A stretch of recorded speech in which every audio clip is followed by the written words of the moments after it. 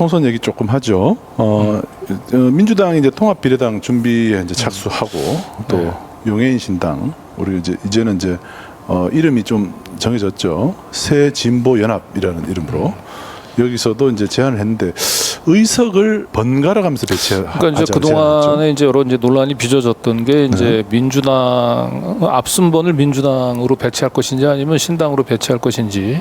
그래서 뭐 민주당은 뭐 10번 이후로 또 15번 이후로 이제 후보를 좀 배치해라 뭐 이런 얘기들이 실질적으로 오고 갔는지는 모르겠는데 그런 게 인터넷에서 이제 많이 유포가 좀 됐었어요. 그렇죠. 논란을 잠재우기 위해서 일단 신당을 대표해서 이 새진보연합의 상임위원장이죠. 우리 용해인 의원이 그 서로 민주당하고 그다음에 소수 정당이 번갈아 가면서 비례 후보를 배치하는 게 어떻겠냐. 네, 그리고 순번을 정하는 것도 전부 다 그 같이 이제 비례 연합에 동참하는 이제 정당끼리 모여서 논의를 좀 해보자 하는 얘기를 했고요. 네, 어쨌든 뭐 이런 논의가 이제 시작됐다 하는 것으로 봤을 때 민주당하고 새진보연합 용해인 신당하고는 좀 얘기를 좀 같이 하는 분위기인 것 같아요. 네, 그러니까 이제 이런 것도 순번을 어떻게 정할 것인가라고 하는 것도 사실 밀실 협상에서 진행이 과거에는 됐는데. 저는 어떤 뭐 용해인 의원이 오늘 이제 이걸 서로 의석을 번갈아 가서 배치하자라고 얘기하는 것도 하는 신당에서 생각하는 안을 투명하게 공개를 하는 거예요. 그 이 부분들에 대해서 이제 자연스럽게 이제 민주당 당원이나 이제 그 시민들의 의견들이 제시가 되겠죠. 뭐 이 안들에 대해서는 이제 뭐 찬반이 있기는 하겠습니다만 저는 이것도 민주적인 방식으로 또 이렇게 투명하게 밀실 협상이 아닌 그런 식으로 이 비례 대표 연합이 만들어졌으면 좋겠습니다. 이런 논의는 좀 바람직한 것 같아요. 시작된 것 같고요. 그리고 여기 송영길 신당, 조국 신당도 이른바 반윤 연대에 동참을 할 것 같다는 기사도 좀 나오고 있습니다. 아직 뭐 본인들이 입장을 뭐 밝히거나 그런 건 아닌 것 같은데. 근데 민주당 내부에서는 이제 뭐 정성호 의원 같은 경우는 송영길 당이나 이제 조국 당 부분들에 대해서는 리스크를 좀 우려하는 것 같고요. 또 다른 민주당에서는 어차피 반윤 연대로 가려고 한다면 윤석열 탄핵 심판에 동의하는 모든 사람들이 다 같이 하는 게 좋지 않겠냐라고 해서 민주당이 조금 이 부분들에 대해서는 조금 이견이 좀 있는 것 같습니다. 그런데 이제 기본적으로 송영길, 조국 이 부분들을 자꾸 사법 리스크 차원에서 접근하기보다는 이거는 이제 이 정치 검찰의 공작의 피해를 본 사법 피해자죠. 이런 차서 민주당이 이제 그런 정치 검찰의 피해자라고 분류될 수 있는 그런 의원들을 사실 공천하기는 좀 어려울 거예요. 그러면 사실은 이제 이렇게 송영길 당이나 아니면 조국 신당 등을 통해 가지고 반윤 연대에 함께 하는 것도 좀 방안이라고 생각이 됩니다. 그리고 진보당은 아주 정확하게 얘기를 했어요. 반윤 연대라고 말도 함께 국힘 의석을 100석 미만으로 떨어뜨리기 위한 야권 연대를 하자. 그 진보당은 지금 현재 이번 총선에 대한 그 일반 그 우리 민주 진보 진영에 있는 기대와 요구가 뭔지를 정확하게 좀 알고 있는 것 같아요. 본인이 생각하고 있는 의석수들이 있긴 할 텐데 어쨌든 진보당은 대외적으로 내세우고 있는 것은 범야권이 연대를 해서 200석 이상을 확보하는 것. 이게 200석 이상을 사실 180석이랑 이게 151석이랑 큰 차이가 없는 게 결국 거부권 행사해버리면 이게 못 막더라는 거예요. 그래서 대통령을 완벽하게 이 거부권을 제압하고 더 나아가서 탄핵을 할 수 있는 의석을 확보하면 그것이야말로 이제 사실상 대통령은 식물 상태가 됐죠. 그래서 이런 상태로 가야 한다. 이렇게 지금 명확한 목표치를 좀 제시하고 있습니다. 자, 이와 함께 이쪽이 이제 한 곳으로 이제 모이니까 또 이준석 신당 쪽이 또 이원욱 조응천 쪽하고 또 민주당 탈당파들하고 또 손을 잡기 시작했어요. 근데 요 앞전에 이제 정의당 스탠스를 조금 정리를 해주는 게 좋았을 것 같은데, 근데 이제 녹색 정의당은 이제 오늘 이제 얘기를 했던 것은 뭐냐면 민주당 주도의 준위성정당, 민주당 주도의 비례대표 연합이 돼서는 안 된다라고 하는 점들을 이제 계속 강조를 하고 있습니다. 그리고 이번 총선의 의미를 이제 거대 그 양당 구조에 뭔가 좀 균열을 좀 가져오는 것, 이제 이걸 굉장히 중요시하고 거대 양당 외에 제3당이 이제 그 교섭단체를 구성하는 것을 주요한 이제 목표로 지금 얘기하고 있는 것 같습니다. 그리고 민주당 내에서는 또 한편으로는 비례대표 연합에 함께 하자라고 하는 목소리와 함께 녹색 정의당은 독자적으로 한번 이번 총선에서 한번 붙어보자. 그래서 정의당 자강론을 얘기하는 그런 네. 목소리도 있는 것 같은데 어쨌든 정의당의 지금 현재의 고민은 범야권 200석 확보를 통해서 윤석열 심판하는 것보다는 거대 영당 사이에서 의미 있는 교섭단체를 만들어내는 것이 중요해요. 그러니까 어떻게 보면 정의당 입장에서는 어느 한쪽 정당이 완사이드하게 이기는 것보다는 민주당과 국힘당이 서로 엇비슷하게 의석수를 나눠 갖고 정의당을 중심으로 한 교섭단체가 캐스팅 보트를 형성하는 구도를 가장 이상적으로 생각하고 있는 것 같아 보여요. 네. 그런데 이렇게 되면 사실은 정의당은 거꾸로 그 이 범진보 진영 또 범민주진보 진영 내에서 이거 외면받을 수 있습니다. 이런 식으로 그러니까 이 전체 민주진보 진영의 염원인 200석 범야권의 200석을 통해서 윤석열 심판보다는 어떻게 해서든 정의당은 이제 본인들의 더 많은 의석수를 확보하는 데만 지금 골몰하고 있는 인상을 주거든요. 네. 그리고 지금 MBC에서 최근에 나온 지금 여론조사를 보면 정의당은 지금 지지율이 3%가 안 나와요. 떨어지고 있죠. 예, 그래서 만약에 독자로서 3%가 안 나오면은 의석수를 확보할 수가 없고 정의당은 사실은 괴멸할 수가 있습니다. 네. 그리고 정의당이 지금까지 보여왔던 스탠스는 본인들은 더 이상의 민주당의 이중대가 되지 않겠다라고 얘기를 했는데 정의당은 사실상 민주당의 이중대가 아니고 국힘당의 이중대 역할을 더 많이 했죠.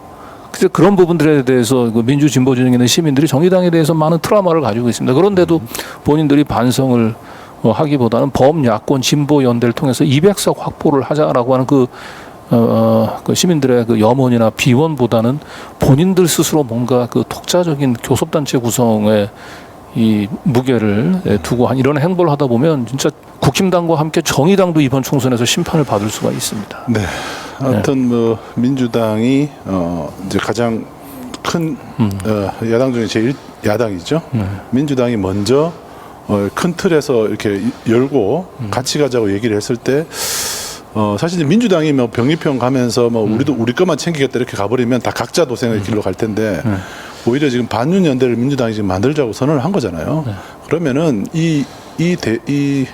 큰 흐름에 같이 가는 것이 도리일 것 같은데 지금 또 정의당이 만약에 그렇다면은 또 유권자들이 볼 때는 정의당이 또 지난 대선 때처럼 또 그런 생각을 또 많이 할 것 같아요. 자, 아무튼 그 이준석 신당은 민주당 탈당파들을 이제 손짓하고 있는 것 같아요. 네, 이들하고 같이 지금 손을 잡는 것 같고요. 네, 그러니까 이제 이재명 대표가 이제 그 준위성정당 창당, 그다음에 민주개혁 대연합을 하면서 이제 그 민주진보 진영의 이제 그 플랫폼 정당 창당 움직임이 이제 가시화되면서 사실상 이제 또 그 국힘당에서 떨어져 나온 또 민주당에서 떨어져 나온 세력들이 독자적인 지금 플랫폼 정당을 만들기 위한 작업들이 조금 속도가 붙는 것 같죠. 그래서 이제 그 이낙연 신당하고 원래 손을 잡기로 했었던 이제 이원욱 조홍천이 약간의 이낙연과 신경전을 벌이는 다가 결국은 이준석 쪽에 먼저 러브콜을 좀 넣은 거죠 지금. 그런 것 같습니다. 네. 그리고 정의당 탈당파들까지 유호정 이런 사람들까지 지금 다 저 틀 안에 좀 들어가는 것 같아요. 제3지대라는 틀 안에. 네. 그러니까 원래는 저쪽에서 이제 이낙연 신당하고 이원욱 조홍천 저 민주당 탈당한 수박 잔당들 하고 먼저 그 당을 만들고 그리고 난 뒤에 이제 이준석 신당하고 창당을 이제 교섭을 하는 이제 이런 작업들 생각하다가 이게 각자 이준석 신당에 개별적으로 이렇게 손을 잡는 모습들을 지금 보이고 있죠. 네. 그러니까 이원욱, 조홍천들은 이낙연이 주도하는 방식의 창당에는 이제 동의하지 않겠다라고 하는 거예요. 그렇겠죠. 그래서 결국 그 이들이 공관위 구성할 때 최종 공관위원장은 이낙연 신당에서 한 명, 이준석 신당에서 한 명 이렇게 추천을 하고 그 두 명 중에 누구를 선택할 것이냐 캐스팅 보트를 지금 이원욱, 조홍천 이쪽에서 결정하겠다라고 하는 거예요. 그래서 나름대로 이원욱, 조홍천은 이낙연 신당에 끌려가지 않고 자신들이 캐스팅 보트를 쥐면서 지금 이렇게 그 범보수 플랫폼 정당을 만드는데 좀 합의를 좀 한 것 같긴 그런 것 합니다. 같습니다. 자, 네. 그래서 이낙연 여기 제목에 나와있지만 이낙연은 출마한다면 광주를 최우선으로 검토하겠다 이렇게 해서 광주를 언급했어요. 안 한다고 하지 않았나요?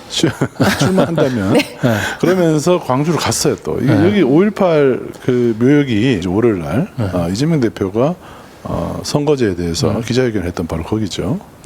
거기를 또 갔네요. 그래서 오늘은 아마 용해인 그 쪽에서 주도하는 그 새진보 연합이 그쪽에 가서 이제 또 5.18 영령 앞에 묵념을 하면서 이제 이번 총선 승리를 다짐을 했는데 오늘은 이낙연 씨가 저기 갔네요. 네, 5.18 민주 그 묘지. 네, 그래서 이제 호남 정치에도 경쟁이 필요하다라고 하는 걸로 이제 목소리를 높이면서 본인은 아마 광주에서 뭐 붙겠다, 광주에서 출마하게 할 수도 있다라고 하는 그런 뜻을 비춘게 한 건 같은데 지금 보시면 이 민주당의 그 대표적인 수박들 그리고 이 국힘당에서 떨어져 나온 이준석과 그 손을 잡는 그런 창당을 하면서 5.18 이 영령들 앞에서 저렇게 인사를 한다면 저게 5.18 정신을 모욕을 하는 게 아니겠습니까? 그렇죠. 그 MBC 여론조사가 2월 달께 나왔어요. 3차 여론조사인데 이게 이제 패널을 같은 패널로 조사를 하기 때문에 이게 이제 사람들의 마음이 어떻게 바뀌는지를 좀 볼 수 있다는 게 좀 흥미롭습니다. 작년 12월까지만 해도 윤석열 잘한다고 했던 사람들이 35%였는데 지금 2월 되니까 좀 줄었어요. 30%로. 네. 그리고 잘 못하고 있다. 윤석열 잘 못한다라고 한 사람이 63%에서 68%로 늘어났습니다. 네, 이런 상태고요. 어느 정당에 이제 투표를 할 것이냐라고 물었을 때 이게 어느 정당을 지지하시느냐하고 조금 다르긴 하더라고요.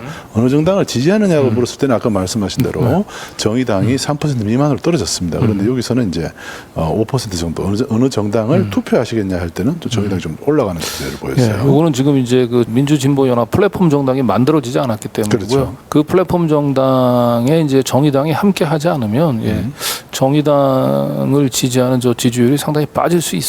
그렇죠. 그리고 국민의힘은 동료를 유지하고 있는데 민주당은 조금 늘어났죠. 늘어나고 있습니다. 그리고 보시면 이낙연 신당은 개혁 미래당이라는 이름으로 지난달에는 5% 정도 됐는데 3% 정도로 이제 줄어들었고요. 이준석 신당도 지난달에 11%였는데 지금은 개혁신당 이름으로 한 9% 정도. 갤럽 조사보다는 확실히 이준석 신당이라고 지지율이 높네요, 여기는. 근데 여기는 아마 이준석 신당이라는 말을 뭐 표기를 하지 않았을까 싶어요. 그래야지 알아듣지. 안 그러면 이름이 다 비슷해가지고 뭐 다 개혁입니다. 개혁신당, 개혁미래당, 개혁연합신당 이렇게 좀 헷갈리죠. 이거 아마 용해인 신당이 이제 요 개혁연합신당인가요? 아마 그렇게 된 것 같습니다. 10% 정도 되다가 지금 좀 줄은 것 같아요. 너무 헷갈리네요. 네, 헷갈립니다. 어느 게 뭔지를. 그래서 저거는 지금 현재로서는 저 큰 의미가 없는 조사인 것 같고요.